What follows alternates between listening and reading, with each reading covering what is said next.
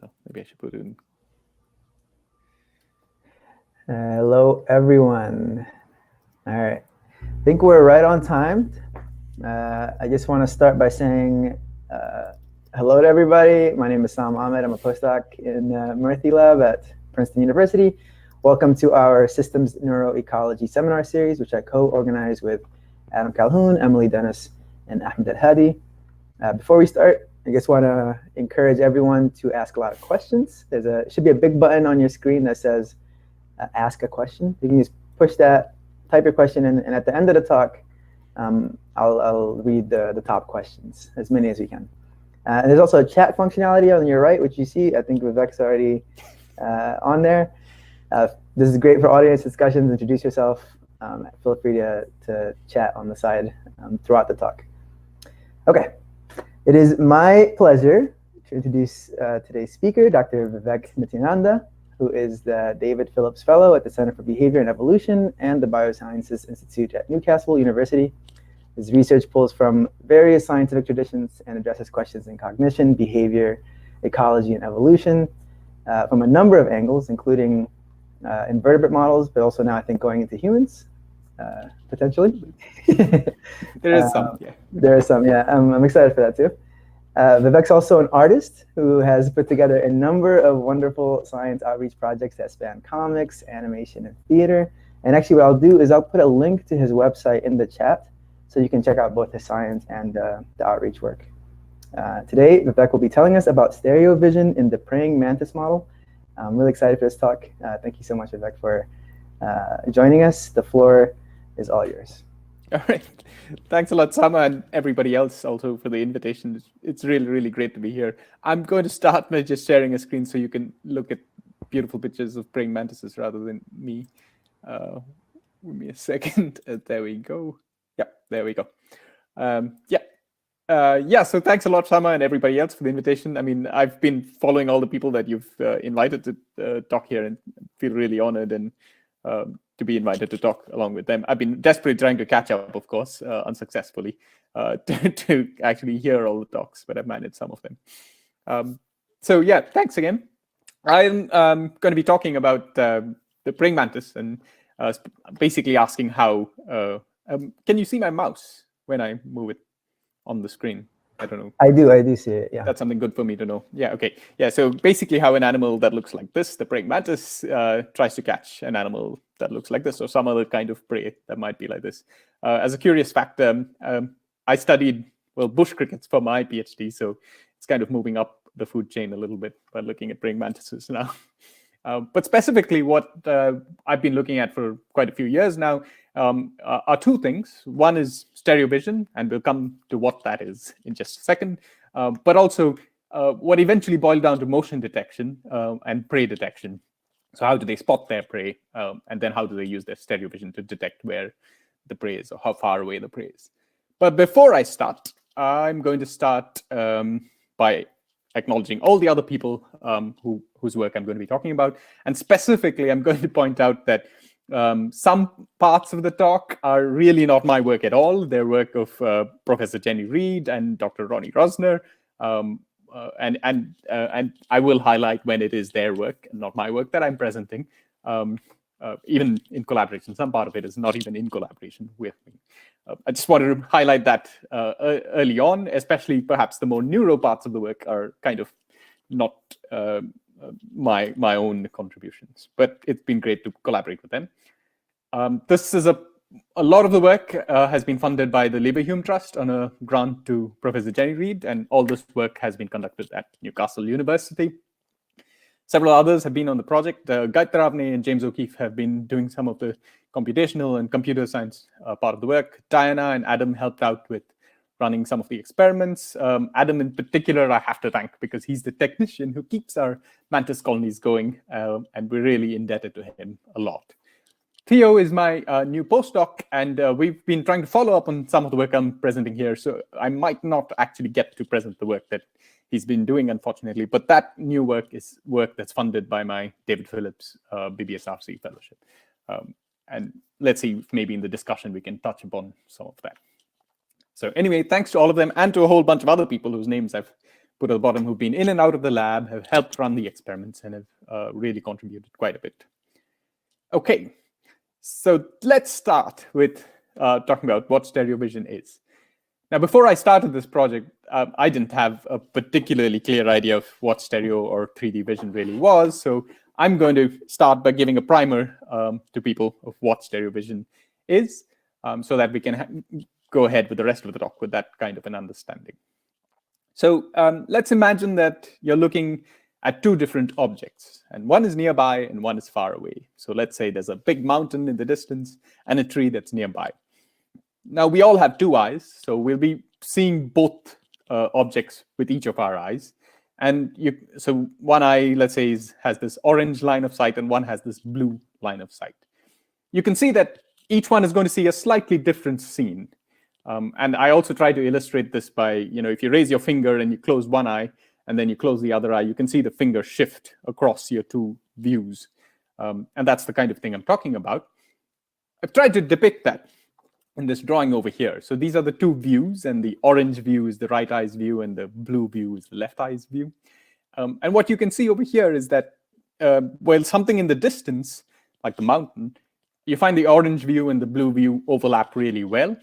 Whereas something that's nearby, the orange view of the tree is slightly shifted to the left, and the blue view of the tree is slightly shifted to the right. So the right eye's view has something nearby shifted to the left, and the left eye's view has something nearby shifted to the right.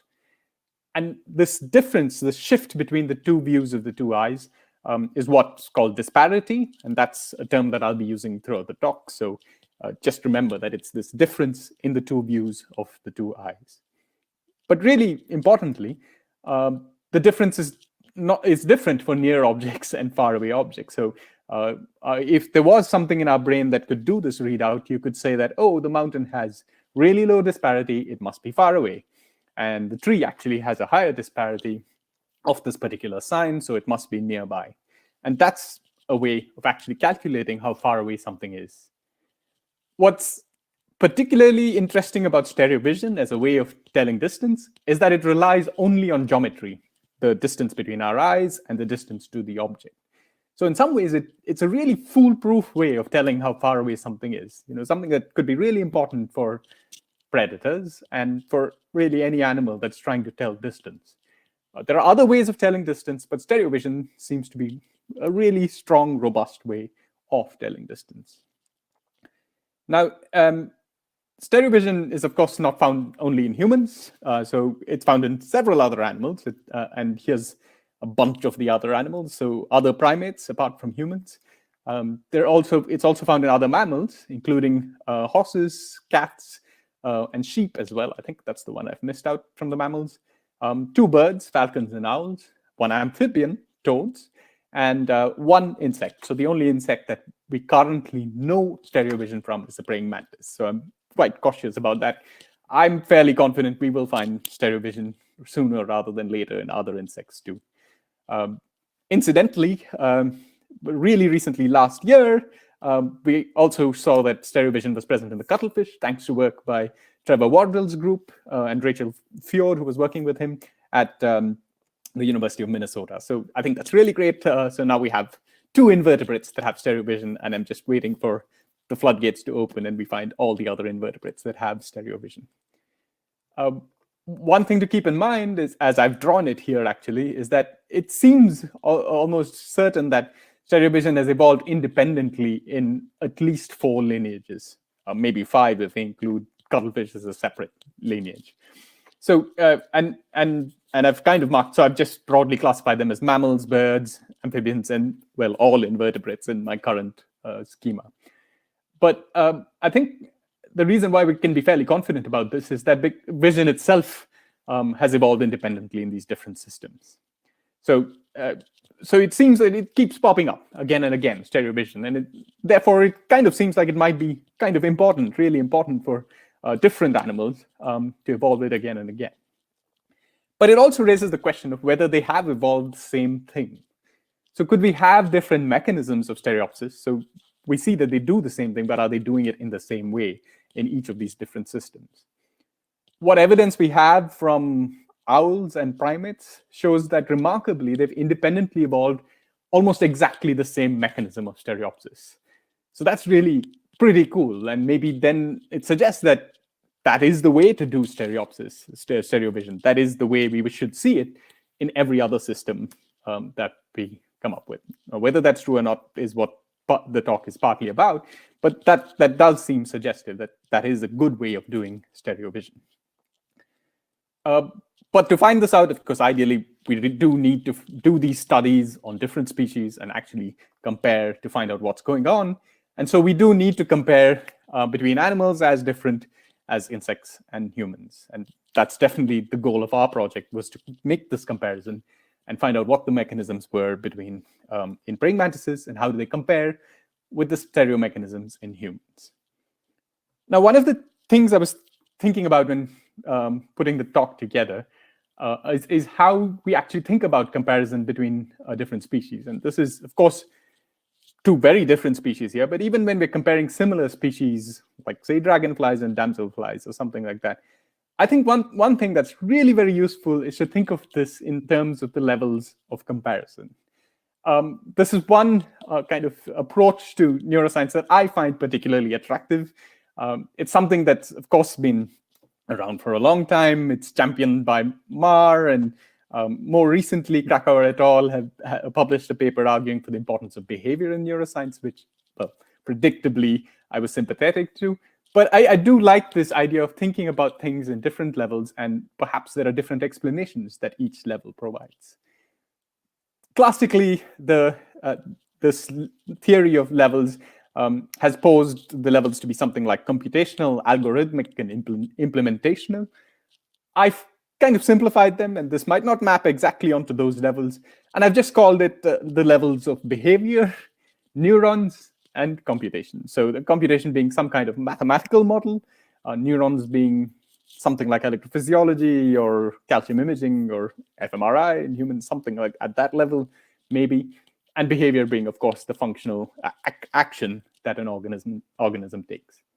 And I think it's, for me, particularly exciting to try and make these comparisons at different levels and seeing what we find at different levels and what that kind of might mean for us. I, of course, admittedly, really focus only on this level, on behavior.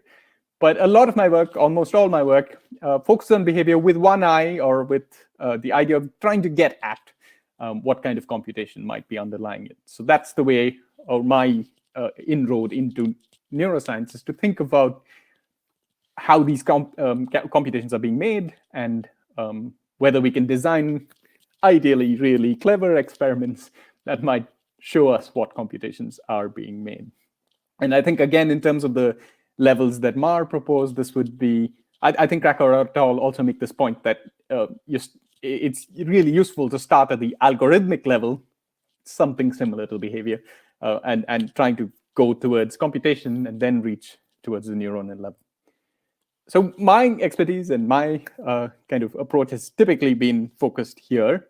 But what was really, really great about this project is that I got to work with people who were experts at different levels. And so I worked with Ronnie, who actually worked at the neuronal level and was able to get that data. And Jenny, who's an expert, and like her whole career is like this really brilliant career at looking at computational neuroscience. And so it was great to be part of that team as well. And this made the comparison between humans and praying mantises and stereo vision really exciting to do, because I managed to get all this information which I wouldn't perhaps myself have been able to put together. So one thing which additionally helped in this particular project is that these three levels are really well studied in humans. So we have lots of data about stereo vision in humans at the behavioral level, psychophysics, at the neuronal level, well, I should say from primates, not from other primates, and at the computational level as well. We have really good models of this. And so I'm going to start by having a quick look at what we know from human stereo vision. And I'm going to start with the computational level. So here's a really simplified model of how we think stereo vision is computed in the human brain. Here, and this is kind of based on this paper by Ozawa et al. In 1990. And here the model that is currently accepted in humans is that you take the input from the left eye and the receptor field of the left eye and the input from the right eye through the receptor field of the right eye. You combine it with some kind of tonic input. And so you're adding all of this together. But importantly, you follow that up by some kind of nonlinearity. And that nonlinearity, I think it could be different kinds of nonlinearity. It could be a squaring. It could just be a simple thresholding as well. And this computation enables the brain to actually compare the two inputs of the two eyes. And in effect, what it's doing, as at least a simplified way of thinking of it, is it's doing a cross correlation between what the two eyes see. So I'll leave that there for now. And then we also, of course, just as a kind of again, a cartoon illustration of what I mean by cross correlation or what we think the brain is doing. If this was the right eye's view and that was the left eye's view, the brain is actually putting these two together and seeing where the matches happen and where they don't. And crucially, it's matching all these fine detailed features and paying attention to when each one matches. So when something in the front matches, like these branches, something at the back won't match. And that's because you need greater disparity to match something at front and less disparity for something at the back, just like we discussed in the very beginning. So it's this, how much do you need to move something together to get the match that our brain is sensing? But importantly, it really is paying attention to these fine details. And that means that even something that's perfectly camouflaged against a background, like really fine details matching the background, that won't fool our brains. And of course, the brains of owls and other animals that have stereo vision. So stereo vision helps break camouflage, again, because it's not relying on any pictorial details of the scene. It's relying on geometry. And so it breaks camouflage. And Bella Yules has suggested that this could be the primary selection pressure behind stereo vision. So this is why any animal, in principle, but definitely the suggestion is this is why we have evolved stereo vision. If that is true, then we should expect to see it in every animal that has stereo vision. So that's something worth testing, which is what we went on to do. We also know a lot about stereo vision in terms of the neurons and behavior in humans.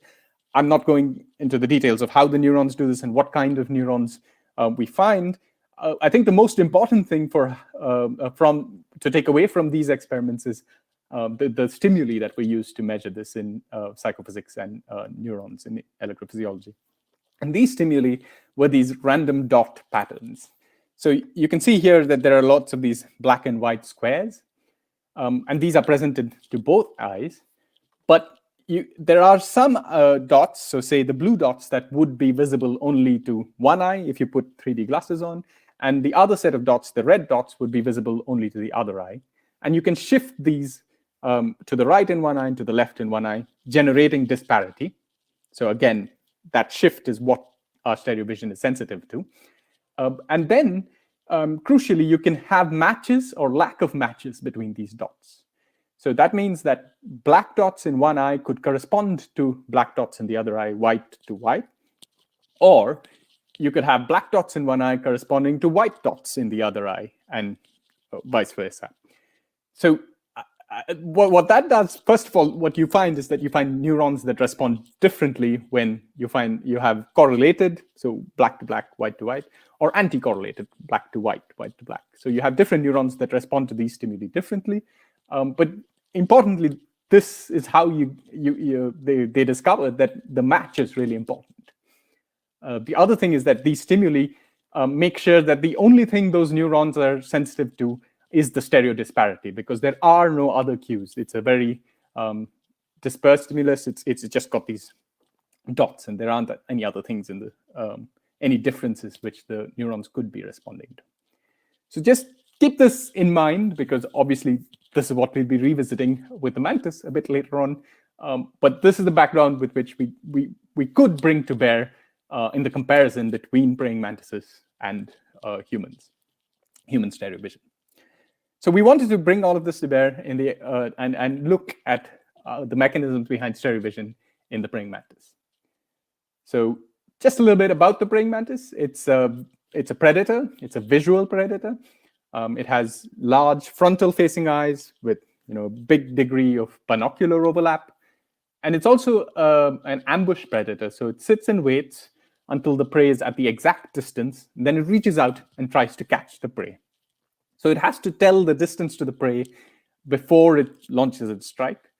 And it can't use things like motion parallax, moving its own body, because that would give away its position and scare away the prey. As an aside, mantises do use motion parallax, but not in the context of prey capture. We can talk about that later. All of these things put together, basically, it conveys the impression that they would be good candidates for stereo vision. And so scientists did search for stereo vision praying mantises, and some really great work earlier on by Hector Maldonado and Samuel Rossel did show that praying mantises do have stereo vision. Rossel's experiment in particular was really, really definitive because and very elegant, because he put prisms in front of the mantis's eyes, as shown here, and brought a fly closer to the mantis. And by varying the strengths of the prisms, he could change the binocular geometry and the disparity that the mantis would perceive. And he showed that the mantises would strike based on disparity rather than actual distance. So proving that mantises are sensitive to stereo disparity. I mean, it was a really, really brilliant experiment. But one of the things at the end of the experiment is that we still didn't know what these fundamental mechanisms were by which the mantis was making the comparison. Certainly not to the level of detail at which we knew about human stereo vision.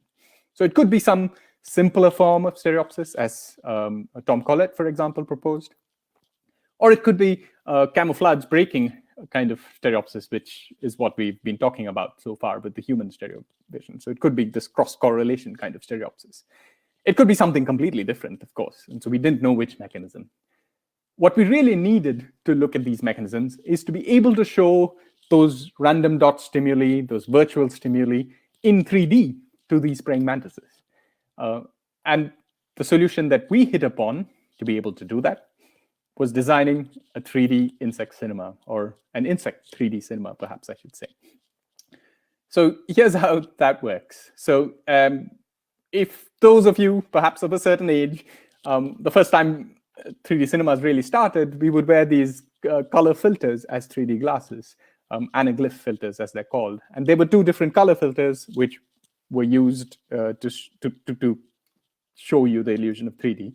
And that's the approach which we took with the praying mantis. Nowadays, of course, you use different technology to show 3D in the cinema using polarized light, but we won't go there for now. We did try that out in the mantis and failed. But with the color filters, we had one green filter on one eye and one blue filter on the other eye.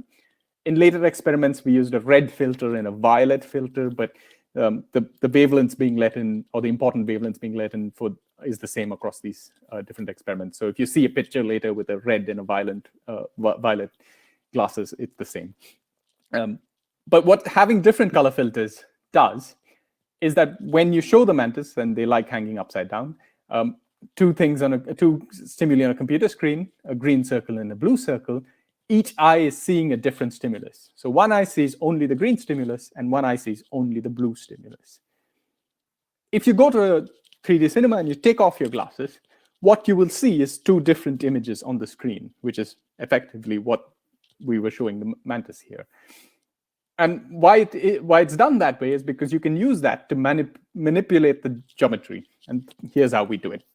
So if we go from right to left on the slide, in the first condition, which we call the crossed disparity condition, each eye is seeing a stimulus on the opposite side of its screen. I hope you can see that. So these black lines here are just the lines of sight. So this eye is seeing the blue one, that eye is seeing the green one. And where the lines of sight meet is where the target is perceived to be, at least in humans. And you can see that here the lines of sight meet in front of the screen, so the target is perceived to be in front of the screen, which is what a 3D cinema how a 3D cinema would also fool you. If the two stimuli meet exactly the same point, then the lines of sight meet on the screen, and the distance is as far away as the screen is. If the lines of sight are on the same side as the eyes, in this case, the way we designed it, it's to be exactly the same as the cross disparity, but just swapped over. The lines of sight don't actually meet in front of the mantis, so they shouldn't get any clear depth cue. Now, depth is really important to the mantis. They won't strike at something even 10 centimeters away, like the screen is, but they will try to capture something that's 2.5 centimeters away, like this perceived virtual target. So we expect them to try to catch prey in this condition, the cross disparity condition, but not in the other two conditions. So that's what we expect. Here's what the stimulus looked like. If you have 3D glasses, or if some point anyone looking at this video has red and blue glasses on, you could put them on and you should see this pop out in 3D. For the mantises, of course, we use green and blue stimuli, not red and blue stimuli. If you change your glasses around, you'll see this going back into the screen. So of course, if this was in a person talk, if it was an in-person talk, I could give you these glasses and you would see this. But just to give you an idea of what the stimulus looked like. And here's a video of the mantis looking at one of those stimuli in the cross disparity condition. That's the stimulus, the mantis is here, and it reaches out and tries to catch it. You can see that the arms only extend, well, quarter of the way to the screen. So the mantis can't reach the screen, but it's still trying to catch this stimulus because it really thinks that the stimulus is over here and is just desperately trying to catch on to this thing. You can see the small 3D glasses and the mantis hanging upside down here. So it does seem like the mantis is trying to catch the stimulus, despite the stimulus actually being really far away on the screen. And so we did this with many mantises. You can measure the likelihood that the mantis, or the mean number of strikes the mantis does per presentation of the stimulus. And they all only struck in the cross disparity condition when the screen was 10 centimeters away. And as a reminder, the cross disparity is when the lines of sight cross and this object seems to pop out of the screen. So this was really, really good news. Our 3D glasses worked. We confirmed that mantises had 3D vision. And it now gives us the opportunity to show those more complicated stimuli to praying mantises. Here's what those complicated stimuli looked like. Again, as a reminder, there were black and white dots, random dot stimuli. We did this in a bunch of different ways. The first thing we tried was just having these black and white stimuli and having a good match between these two. So these were correlated stimuli. So you had the black dots here correspond exactly to the black dots seen by the other eye. So the two targets are made up of these black and white dots and perfectly resemble each other, correlate with each other, just shifted differently in each eye. The background was also made of these dots, but shifted in the opposite direction. So you can see that the target and the background are made up of the same kind of dots. The target swirls around. And again, with the glasses on, you would see this target popping out. So it was correlated dots. We expect mantises, we expect stereo vision not to be harmed or in any way by this. So Adam and Diana ran these experiments with human participants first. And we simulated targets being either in front of the screen, the positive numbers here, or into the screen, the negative numbers here. And we just asked people, do you see this as being near or far? Each individual line here is from an individual participant, and the lighter lines, and the bold line is the average across all participants. And clearly, when the target was near, people said it was near. When it was far away, people did not say it was near. That was great for the humans. What about the mantises? So what we found in the mantises is that when the target was simulated to be nearby, so 7.5 is from the screen, which is 2.5 from the mantis, the mantises really tried to strike and tried to capture this prey. But when the target was simulated to be on the screen, or had this control condition which had no clear depth, the mantises really didn't try to catch that target at all. So it was great. Mantises can see the target even in these more complex stimuli. And as we then wanted to go on to ask, okay, what happens now if you remove the correlation? So again, as a reminder, how the human stereo vision works is really relying on these correlations between fine details seen by the two eyes. If you break the correlation, then you don't expect human stereo vision to work. And if mantis stereo vision is like human stereo vision, you don't expect mantis stereo vision to work either. So again, as just a depiction, you have a bunch of dots forming a target in one eye. And the dots in the other eye have no correspondence. I hope you can all see that these white dots have no white dots here. These black dots have no black dots that correspond there. This is true of both the target, this patch of dots, and the background. So it's just a whole bunch of different dots being seen by the eyes. The only thing is that the two targets in each eye are shifted by the same amount in each eye in opposite directions, and they move together in both eyes. So again, Diana and Adam ran these experiments and asked human participants what they saw.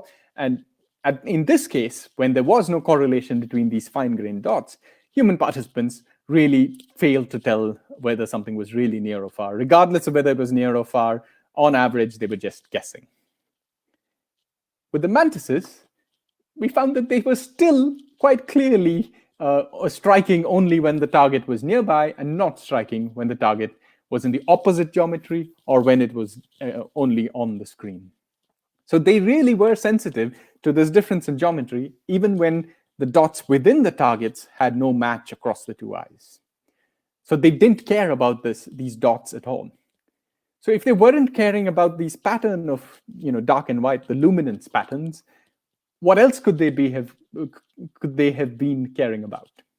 And one of the obvious things that they could have used was motion. So maybe mantis stereo vision is relying on motion because both these targets are moving at the same time and the motion cues are correlated. The best way to check for that is to just remove the motion.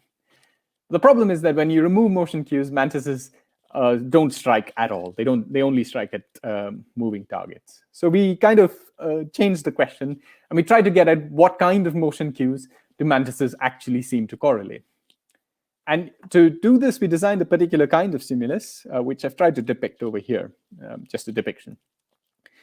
The background dots, the position of the background dots remain the same. So we didn't have one patch of dots moving across the background. We just had background dots. But we had a nominal target area. So here you have the nominal target depicted here in this dotted line over here. I hope you can all see that. And from time 0 to time 1, that nominal target moved from this area to this area. Okay. What happens is if there are background dots that are, say, black and white here, when the nominal target region moves over them, they switch their luminance. They flip their luminance. So they become black and white becomes white and black.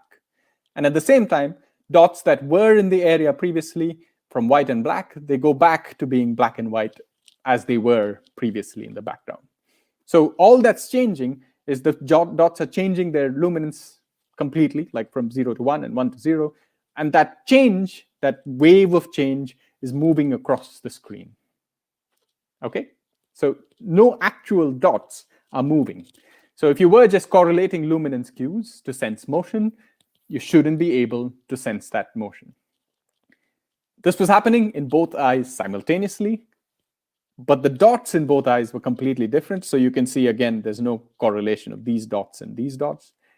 The only thing that was happening is the region where this change was happening was shifted in different parts in each eye. So in the cross condition, at least, it was to the left in the right eye and the right in the left eye. So the only thing that was different in each eye, only thing that was, well, everything was different in some ways, but the only thing that was happening simultaneously was this change was happening simultaneously at a particular geometry in each eye. And we call the stimulus a luminance flipped stimulus. So the targets were defined only by this flipping of the luminance. We ran this experiment again with human participants, and they weren't very good at telling whether something was near or far. There was a weird tendency to say everything was far away and not near, but maybe there are some ideas why that might be, but it's not a very clear explanation. We don't have a very clear explanation for that. With the mantises, they were still able to distinguish between the geometries of where this change is happening. So for one eye, if it was in the cross disparity and the change was happening in the opposite point in each eye, they tried to catch the target. But if it was happening in the same region or the direct region in both eyes, they didn't try to catch the target as much. And so they were really able to distinguish between these two geometries, even when the only cues was change in luminance and no real motion cues even. So what do we think is happening? So what we think, what it seems like, is that the mantises have a different way of doing stereo vision. They're not relying on matching these fine-grained luminance patterns. They're not bothered at all. You can completely disrupt that. They don't care. As long as something is moving in both eyes, that could drive them. And so these kinds of cues, the match between the two doesn't really bother them at all.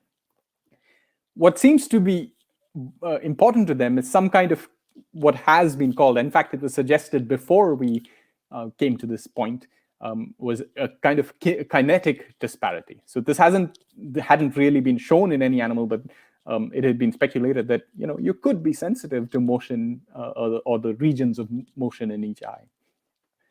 But it's not just motion, it's any kind of temporal change. So as we saw in the last stimulus, just changing from black to white and white to black, that's enough to drive their stereo system. So it's some kind of temporal change that's, as long as it's happening in the right geometry, in the right regions of each eye, that's enough to drive their stereo system.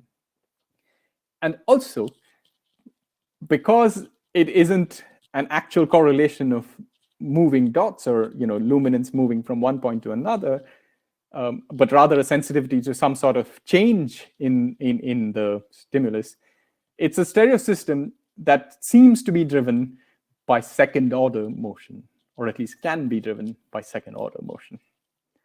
Okay, I can see I've dropped that in there, and it's certainly something that immediately set me all abuzz because I had no clue, and all my head could think of is, what is second-order motion? So we'll come back to that. That's the final part of the talk. So let's keep that aside for now, and just remember this term, second-order motion. You don't need to know what it is for now, but we'll come back to that later. And instead, what we'll do is now revisit this idea of levels of comparison and go back to another level, which we haven't talked about at all so far, and that is the level of neurons. So again, just to highlight again, this is work done by Ronnie Rosner and in, of course, discussion with Jenny, but really all the electrophysiology that I'll be presenting here is work that Ronnie has been doing. And what Ronnie did, and in fact, well, it's kind of an unenviable task when he went into the project, is you go in there and you find the neurons that will respond to disparity. But Ronnie, I mean, brilliantly actually did find those neurons. And here are these lovely, beautiful pictures of the neurons that he did find.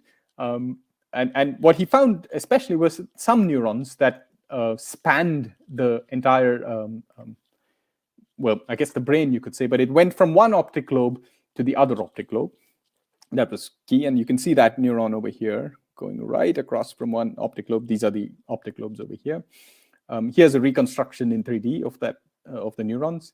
And these neurons, if you presented them these two conditions of the swirling targets, either in the control uncrossed condition or the crossed near condition, on top over here is just a depiction of the stimulus. So whether it's crossed or uncrossed, the spiral nature of the stimulus.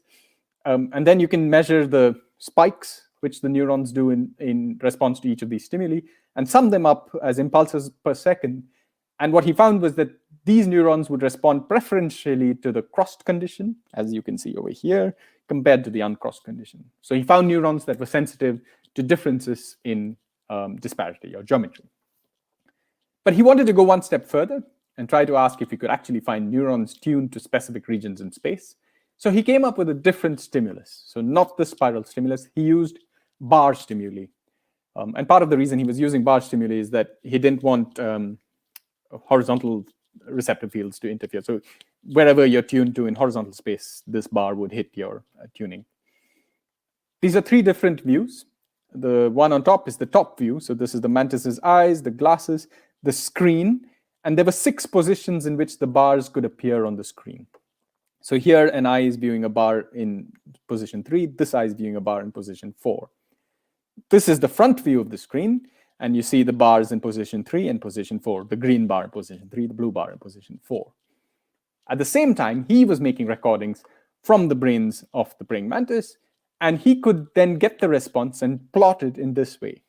So each eye then has these 6 positions where the target visible to this eye could be positioned. And the other eye had 6 positions where the target visible to that eye could be positioned. depending on the combination of positions, you could get a response indicated by lighting up this square. And so in this depiction, this square, the yellow square, is sensitive only to positions when target A is, or the right target is in position 3 and the left target is in position 4. So when you have this combination, that square, that neuron lights up, and therefore you get spikes, and therefore you get a lighter color over here. So that's the depiction. And this grid depiction is something that he used throughout his paper, and that's what I'll be using over here as well. So here's let's go to what he actually found. This is like the depiction of what to expect. So initially, he recorded monocular responses. So when you present stimuli only visible to that one eye. And here, for example, when he showed a bar visible only to the right eye, it was sensitive to position 4, which is 6 degrees away from center, right? So you can see there's a small response, relatively small response here.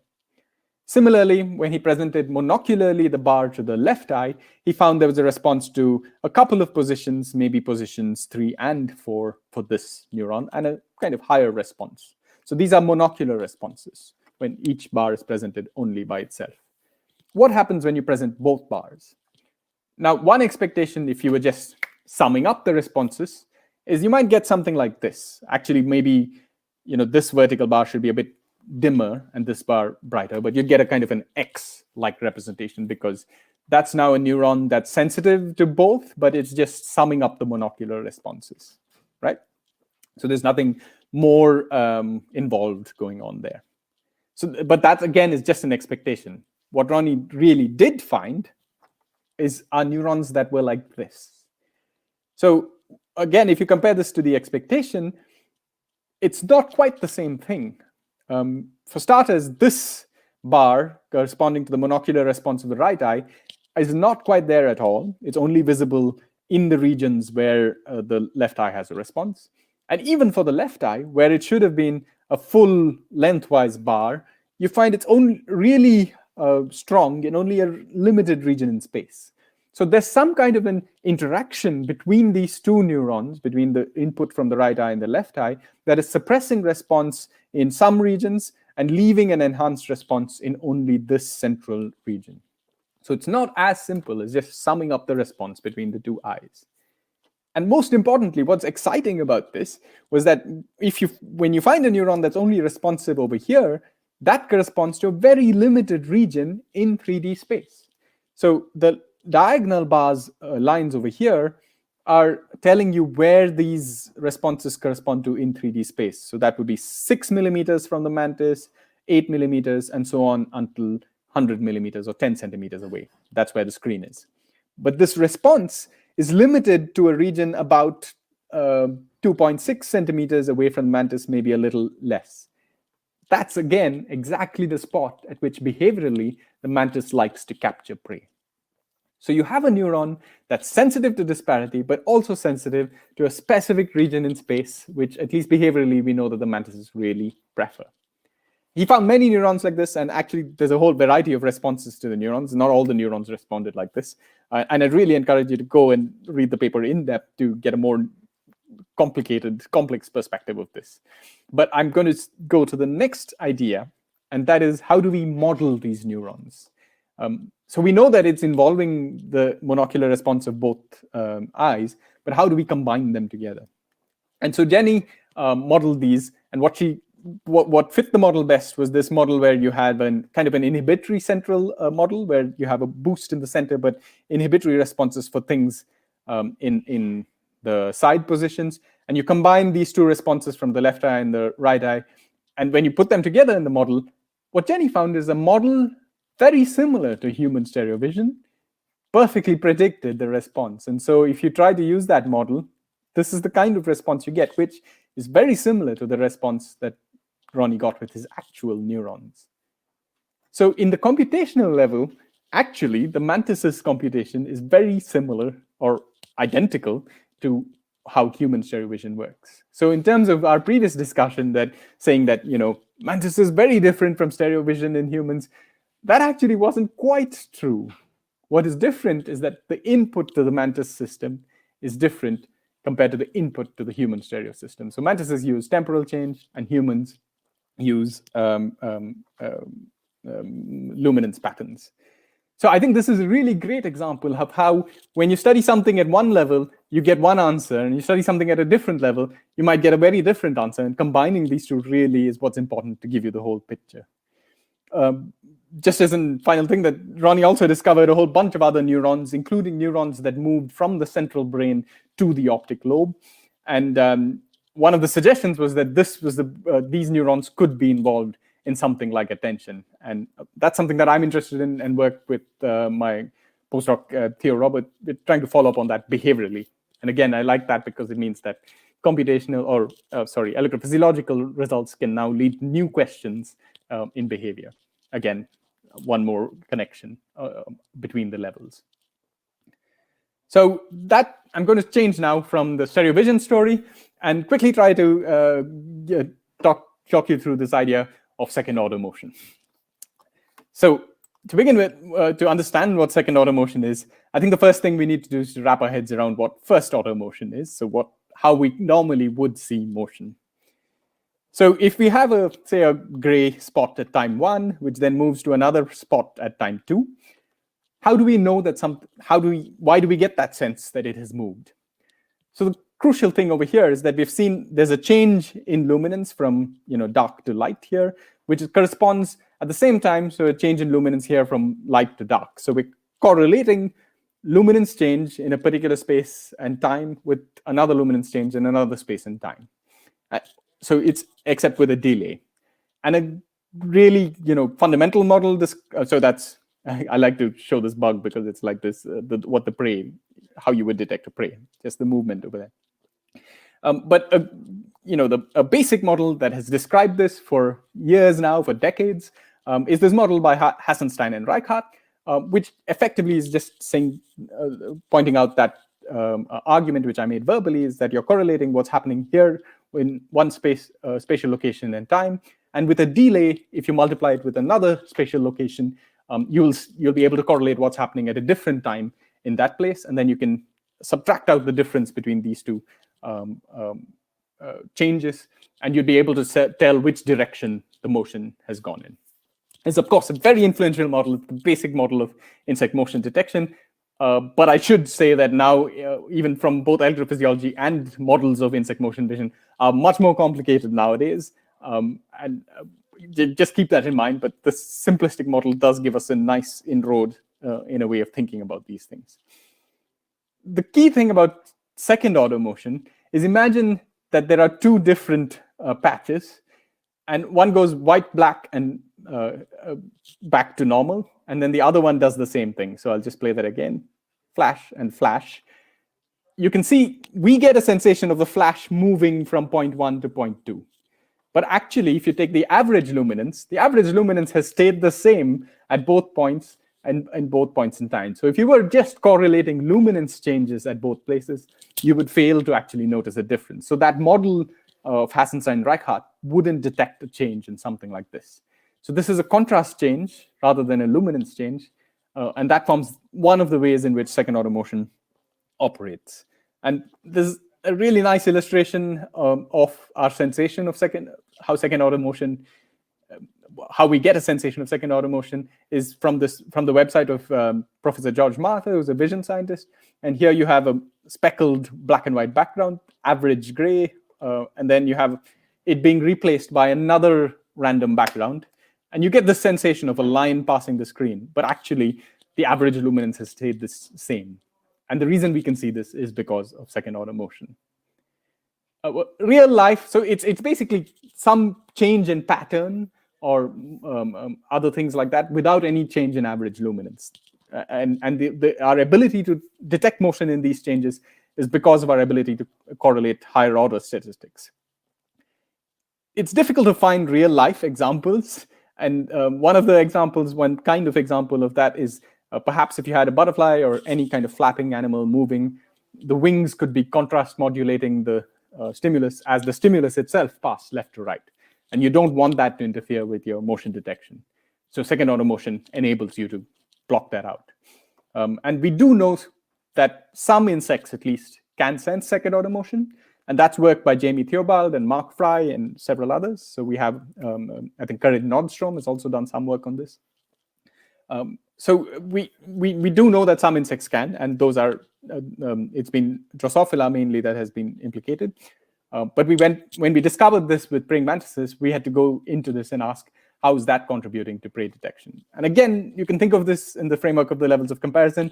We haven't done any electrophysiology, so I've looked at the behavior, and James has contributed to building a model depicting sensation, and I'll touch upon that after we talk about what we found. So we know, based on the luminance flip stimulus, so just changes in texture can drive stereo vision, but we didn't know, how second order motion and first order motion cues can combine for the praying mantis. So we tried to look at this in a range of stimuli that combine these two stimuli in different ways. And so you'll see them one by one right now. The first kind of stimulus is what's often called Fourier motion. So you have just a patch of dots moving.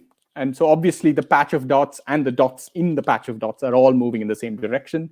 So the red arrow is the patch and the green ones are the dots individually. So, like a ladybird, the dots and the bug are going to move in the same direction. Most stimuli look like this. Most stimuli are Fourier stimuli. So we expect the mantis to be able to detect this target. And they do. And when we compare the two disparities, they strike more often at the crossed and uncrossed disparity. So that's as expected. But now what if we change it up a bit and have different kinds of motion? So now we have a patch that's moving in one direction, but the dots are moving in the opposite direction. So like a weird ladybug, which has dots streaming backwards as it moves forward.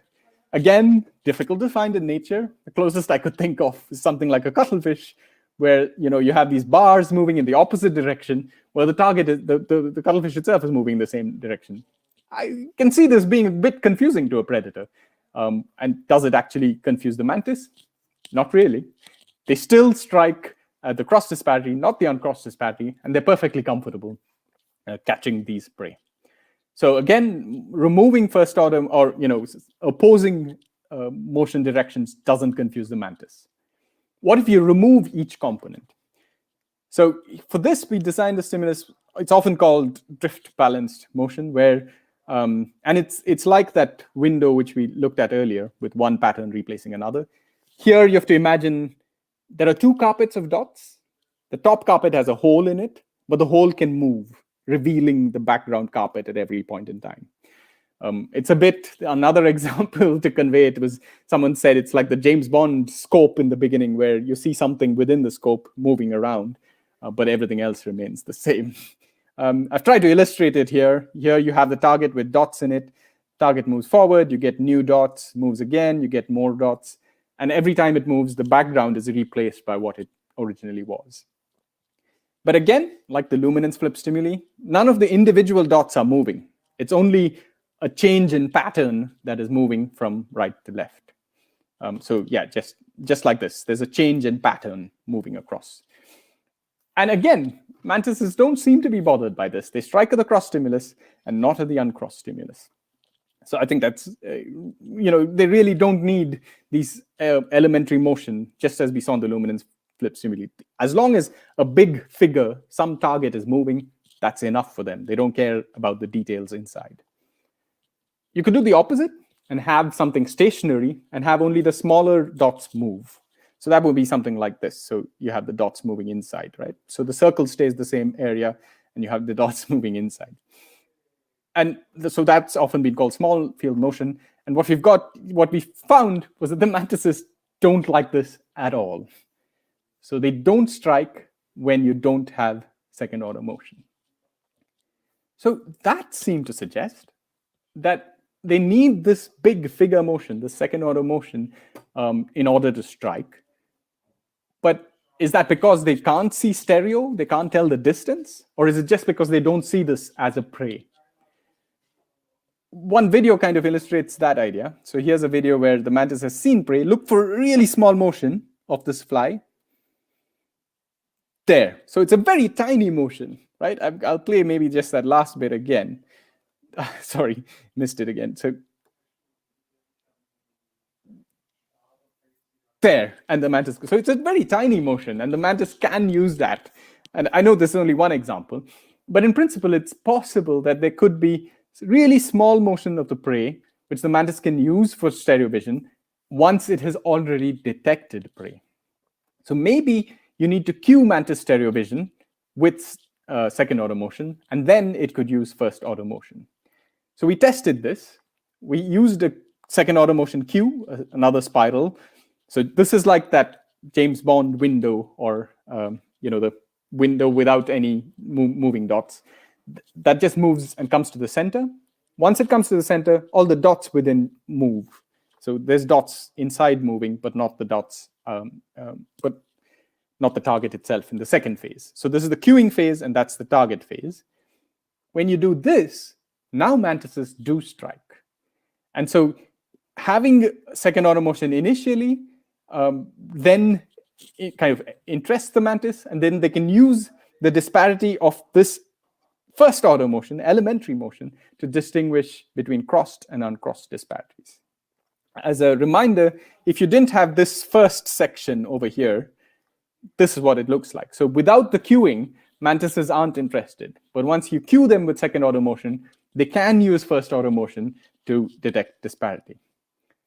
So in terms of the computation, how that works out is basically that mantises do use something like the motion detection model, except there's a first initial layer. So this, the model that James built has a second layer that looks like our original motion detection model from insect motion detection. But there's a first layer in which there's spatial filtering and temporal filtering and this nonlinearity, which kind of, if you like, extracts the figure without bothering about the smaller motion. And then it performs a kind of a directional analysis on this figure rather than on the smaller details of the motion. And James ran this with the different types of motion we've used: Fourier, theta, drift balance, and small field. The blue lines here are the response when the target moved left to right, simulated target, and the red lines are right to left. And you see there are clear directional responses. So the model has a positive response left to right and negative for right to left.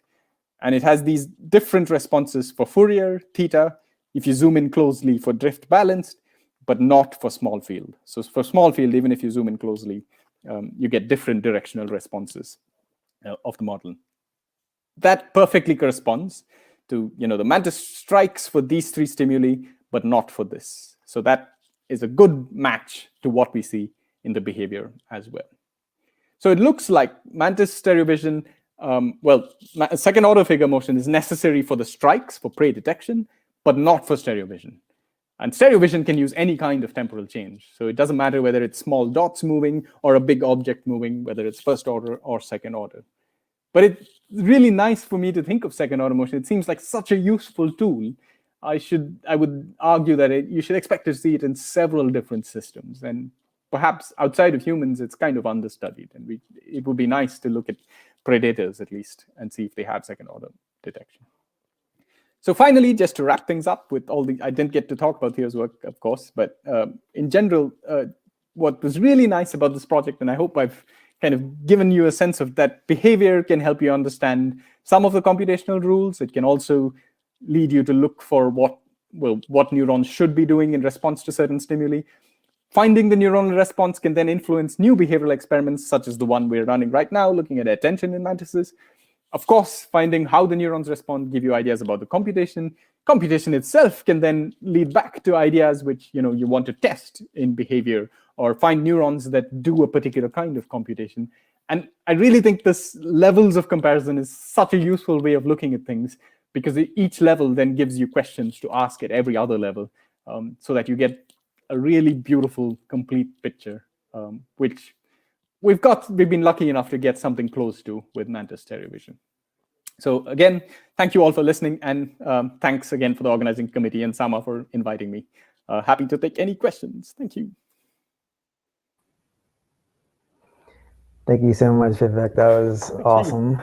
I'm going to just clap for you. A lot of people, it's the virtual world, so you'll get a lot of claps this way. I did. There are a few questions, and I encourage people to add more questions. The first It's a technical question. So it says, this is from Lucy DeCamp. How do you stick the glasses on the mantis's eyes? So we use a combination of beeswax and resin. So it's like what you use to smoothen violins. So that resin, rosin, I think it's called. So we use a combination. So we melt that, you put a spot on the mantis's pronotum, and then you fit the glasses in. So we can remove them after the experiments are over. So that's really convenient. That's great. All right, this question is from Corinna Gebhardt, and she's, I'm assuming she says, does it mess with stereo vision or the cross correlation in the brain if one of the eyes is more or less myopic than the other? At least this occurs in humans. Not sure about eyesight in the aging mantis. I mean, I wonder, it shouldn't, as long as you can perceive black and white patterns, it shouldn't change that. Because focus is, I mean, myopia is a problem of focus. And I think focus is something that's completely different. It's another way of telling depth. So again, I mean, with humans, it's just so brilliant that we have so many backup systems for telling depth. You have focus, you have vergence, you have pictorial cues, but yet we keep evolving, more ways of doing it. So I think each one of them serves a different function. And I think myopia shouldn't by itself interfere with stereo vision. That's great. Thanks for answering that.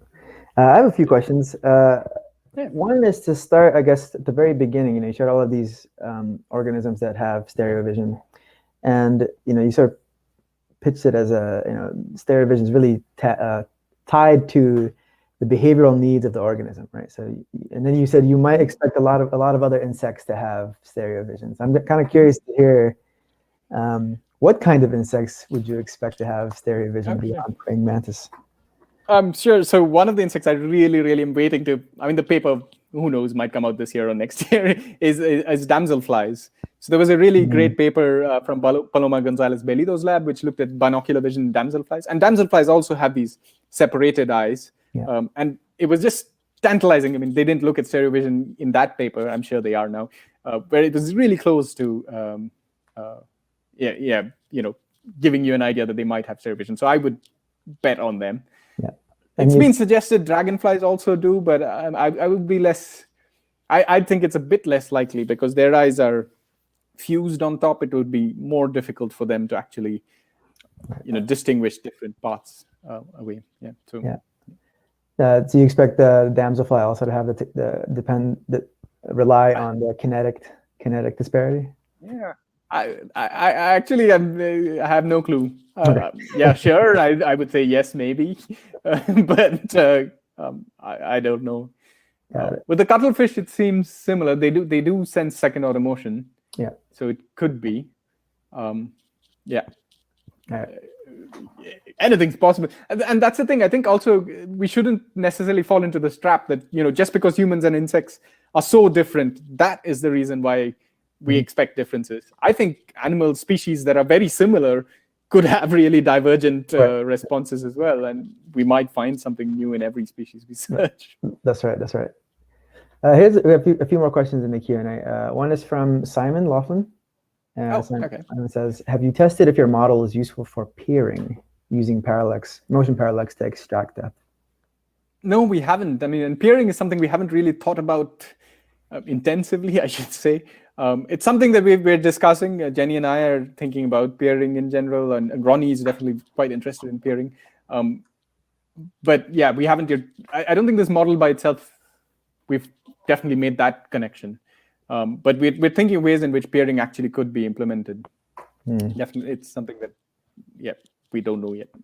We do know from other people's work, from Carl Kral's work a lot, but there are other things we could ask for. Yeah.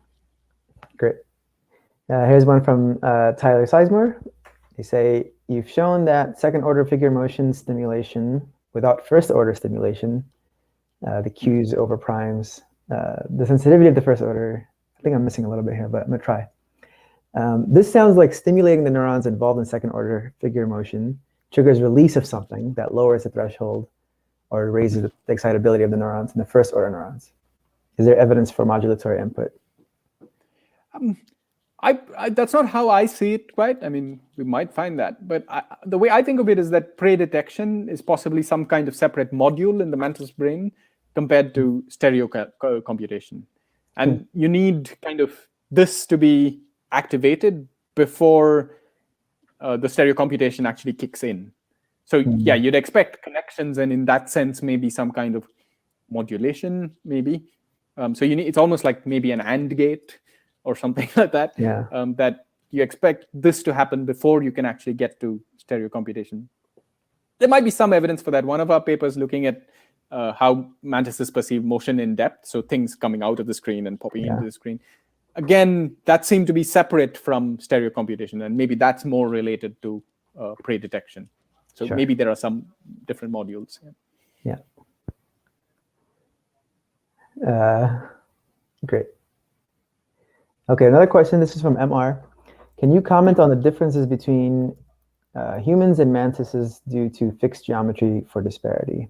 Could fixed eyes in the mantis significantly simplify things so that you see more of a heuristic-based comparison rather than a more sophisticated solution? Well, so completely agree that makes it super easy for the mantis. It's just like a readout, right? You know, your eyes are fixed. You don't need to bother. If it's a particular distance across the two eyes, then you know the distance in 3D space immediately. It's an easy readout. With humans, it isn't at all an easy readout because our eyes can move. We have different focus. And it can be quite complicated. Whether that in itself necessitates a more complex algorithm, I think that's a really interesting idea. I don't know. I don't even know how you would, nail that down. But maybe with some, if you had many species with mobile or non-mobile eyes, you could see that pattern, I think. Yeah, maybe. All right. This question is from Monica Rodriguez, who says, do you believe that the spines at the end of their tibias pick up some vibrations from the prey that assist as well? As in have you looked at other senses that affect prey detection? We haven't looked at other senses, but I suppose the argument could be that there are wind vibrations, maybe. Is that the kind of argument? Because the tibia are usually very close to the mantis when it's waiting.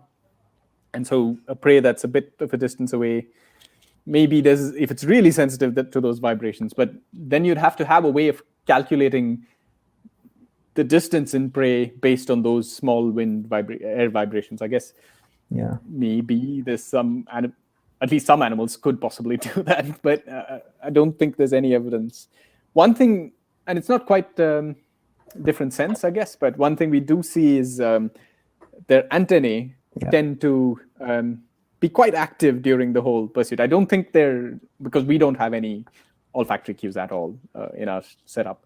Right. But I think it's when they've sensed something because their antennae kind of get alerted or sometimes their antennae go back. And sometimes this happens even when they don't launch a strike. Yeah. So they don't bother, but so there might be different thresholds for activity. So it's like, I've detected something. Should I strike? Maybe not.Maybe, and then go ahead for the strike, which the antennae might give you some clue to. Yeah, actually, I was going to ask about that because in the video that you show at the end, the antennae are really thin, right? Like almost fine. I mean, maybe too thin for the prey to detect, but they were moving closer to the prey right before. And I was wondering if because you haven't talked a lot about the attention side of things. I was wondering if you can use the antennae as a way of maybe as a surrogate for attention, for instance. Yeah. Well, yeah. I mean, so I'm using other things actually as well, not even surrogates for attention. I'm trying to look at how prior cueing changes which side the mantis looks at later. So that's the work we're doing right now. So you have a cue, and then you have two targets, and does it influence selective attention afterwards? We haven't looked at antennae. It's been something I've thought about for a while and not really got into. And it's definitely something we should do. We're almost at the stage where deep lab cut is working well in our lab or getting somewhere there in our lab. But we haven't, again, used deep lab cut with antennae. So maybe, but that would be one way to go, definitely, I think. It'd be really nice to show that, Yeah, definitely. And I also just wanted one quick question. You mentioned that praying mantises use motion parallax for other things. I guess I just wanted to hear your thoughts on what those other things were. Yeah, so this is, this relates to Simon's question, and that's peering behavior, which would be motion parallax. So mantises, the other thing which they definitely use it for is jumping across gaps. So when they reach a gap, they do this, and so they're using their own body to generate movement patterns of the visual field, and things that are nearer would move more, and things that are further away would move less. So then you judge distance and you jump across a gap. Yeah. They do look like they use it for prey capture also, as much as I kind of projected, glossed over it. I'm not sure when exactly they do that, and maybe it's like this kind of toolkit that they have. They can use stereo vision. They, if once they know there's a prey there, they can use peering. It would be nice to, for example, just plot an ethogram of a mantis. You release a cricket and see at what stage the mantis seems to be using what. Right. They might use it to some extent, at least, for prey detection. Yeah. Something like that. And can you just talk a little bit also about the variability that you see between mantises, and because you show the averages and they're very strong phenotypes, but then within the data behind that looks more variable. I think a lot of the variability, my guess at least, is that it is motivational. So at one level, there are mantises that you just wait for a week or 2 weeks, and you just can't start the experiment. So one thing which I should say is that typically we run a kind of a motivation check. We have just the normal spiral stimulus, and we see if the mantis responds, and then we run the rest of the stimuli on them. If the mantis doesn't respond, we don't even start the experiment. And then we have a similar check at the end of the experiment, and we don't use the data if they don't strike at the end. We have some version of that. So, but even so definitely at that one level, whether they start the experiment or not, there's a definite motivational difference. And we mentioned this in the paper, how many responded and not. Yeah. But I think even within mantises that respond, some mantises are just like, I'll strike at anything. Like, just like you get 6 to 7 strikes per presentation sometimes. So it's just like, and we don't completely control for age. They're definitely beyond a certain age, but some of them might be really much older, which I'm not sure which way it goes. Maybe I think sometimes it increases their hunger, like, their desperation to catch prey. But I think definitely after a certain age, they just stop responding and they're not going to try. So again, that could, change the variation. So even between crossed and uncrossed, if you have a super motivated mantis, you'd get almost the same response. Which, if all of them were at that level, you wouldn't see an effect at all. That's right. And so, you're completely right. I mean, variation can matter. I don't know if there are, subtler things, mistakes that we have made when putting the glasses on that affect. There could be. I mean, I can't.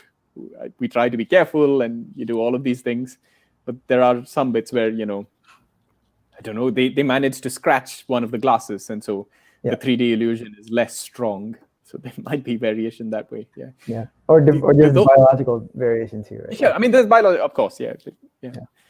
Yes. The only good thing I can say is that it's such a robust behavior that despite all of this, we still get the results that we do, and it comes through all that noise, which is great. That's right. Yeah.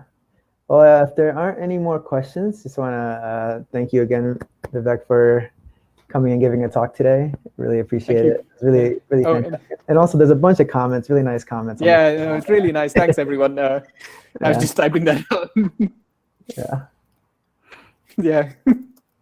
Really great talk. Yeah. Thank you. All right. Thank you, everyone, for coming. So the Systems Neuroecology seminar series will continue, where every 2 weeks we'll have a speaker. And I hope you keep in touch with us and come to the next talk. Thank you so much, Vivek, for coming and giving us excellent talk. Again for inviting. And I will catch you online. Yep, that'd be nice. Yeah. Take care, everybody. Yeah. Bye. Bye.